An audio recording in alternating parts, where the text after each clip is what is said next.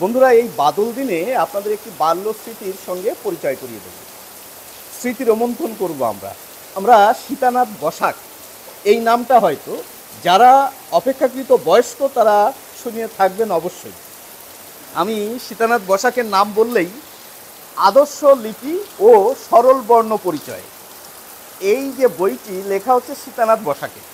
আপনারা এই সীতানাথ বসাকের নাম অবশ্যই শুনে থাকবেন এবং তারই লেখা এই বইটি। এর প্রকাশক হচ্ছে তপন পুস্তকালয় এবং মুদ্রিত মূল্য 40 টাকা। কলেজ স্ট্রিটে এই বইটা পেয়ে যাবেন। এই বইটার বিশেষত্ব কী সেটা আপনাদের একটু বলি।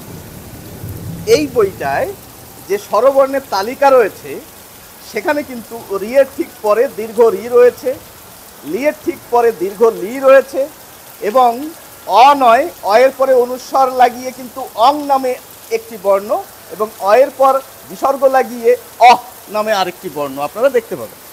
এবং ব্যঞ্জন বর্ণের তালিকায় আপনারা অন্তস্থ ব বর্ণটিকে দেখতে পাবেন, সঙ্গে সঙ্গে এই যে অন্তস্থ ব দুটো পাবেন এখানে, সঙ্গে সঙ্গে ক্ষীয় নামক বর্ণটি পাবেন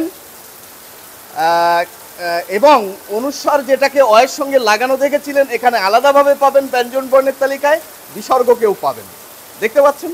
এবং আরেকটি মজার ব্যাপার রয়েছে যেটি আমাদের ছোটবেলার কথা অনেকেরই মনে পড়ে যাবে। আমরা অনেকেই পড়েছি কড়াকিয়া এবং গন্ডাকিয়া, এখানে কিন্তু এই জিনিসটা ছিল।